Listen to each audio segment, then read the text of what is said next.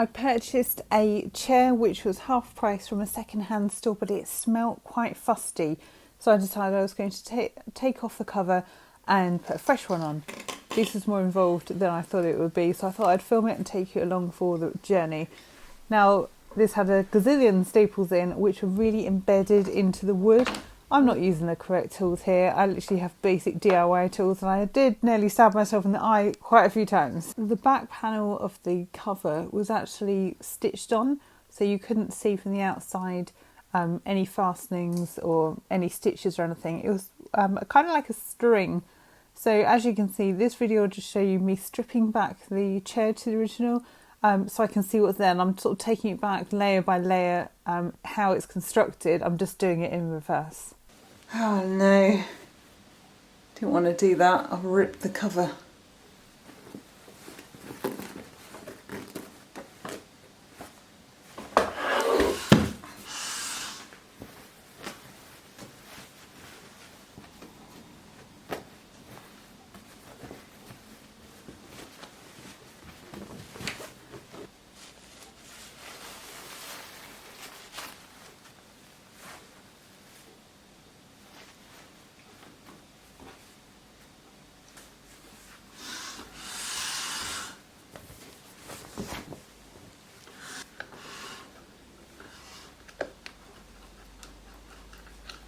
I couldn't get all of the staples out with the cover still on, so I just got my scissors and cut the fabric away from the wood.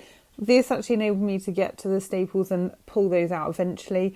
So once that was off, I then had to work with, this is all the wadding, the stuffing that was put on the chair.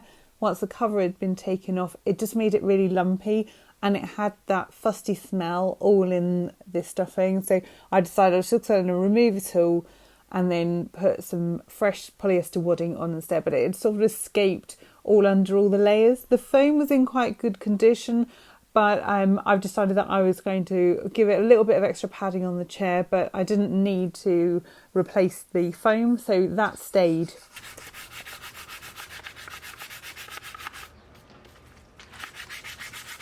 Once I've sanded down the legs, I then use a wood stain and an oil to seal it off, which is actually from our kitchen. So here is a shot of the kitchen worktops because I forgot to film the actual chair legs. I wanted to give the seat a bit of extra padding, so I have a square of upholstery foam here, and this is 9-ounce wadding that I was going to use on the top of it, and then fold over where the wood sort of indents on the frame of the chair, so it would be nice and padded out around the sides. This is just a regular kitchen bread knife that I'm using to cut the foam. It does work, but it's maybe not the safest tool to use. Now here you can see the indent I was talking about. So this is where I'm going to double over the wadding at the bottom and just tuck it so it squishes it into where it dents in to make it nice and flush all across the front and the sides. Now it's time to cut out the fabric. So I had some remnants, upholstery remnants I bought from the same shop I bought the chair. This is my inspiration photo I found on a Google online shop. Now I did have to add a little bit extra to the sides because I'd cut the fabric off the chair. So I wanted to make sure that I added myself a little bit of extra fabric to fit around the chair. I then cut some strips of fabric on the bias and made it into strips so it would be flexible for the piping. This is the original piping from the chair. It's like a plastic tube, which I then used. I sewed it around the bias binding and then attached that to the seat panel to create that sort of piping effect. This is the back panel. I did have to just run the edges through my overlocker because it was fraying out like nobody's business, and I thought I'm going to end up with no fabric here, and because it was a remnant I didn't have lots of fabric to play around with. Again, this is my staple gun. It's an electric one and it was hard going. The staples that I used I think were perhaps too long. As you can see here, they are sticking out, so I did have to go along with my hammer and just gently tap those in so they sat flush to the wood. I cut a little strip of the wadding just for the very top because the original cover did have some stuffing along the top, and I think it's just to stop the wood digging in your back when you're sitting on the chair. So it is quite tricky because you have to pull it really tight, and I haven't wedged my chair against anything, so you're doing it, you really probably would be better off having an extra pair of hands. So I did do this by myself. At one point I did have to call my husband in just to hold something while I tried to put staple in, because like I said, you're trying to pull the fabric really tight and then staple it, and the gun I was using was quite a heavy duty one. It had like a safety mechanism in it, so you couldn't just easily get a staple out of it. I forgot to film me cutting out the grey fabric. This is the slightly thinner, but it's still upholstery fabric. A long rectangle, which I used from the original seat, and used that as a template to cut this out. And then just on my sewing machine, attached it to the top of the seat panel with the piping. So it's all in one piece. I maybe didn't cut it completely accurate, so it was a little bit of a squeeze trying to get that in. I think I cut it too big slightly on the sides, so that I poked it through the back, and then you have to pull it really tight to get that staple in place. So here it's really important that it is really tight, because the more you sit on the chair, it is going to make the cover looser. And so here it's not completely accurate and it's not perfect, but I thought I would just show it to you anyway, because obviously I am an amateur, and this is so perhaps you might be inspired to have a go yourself.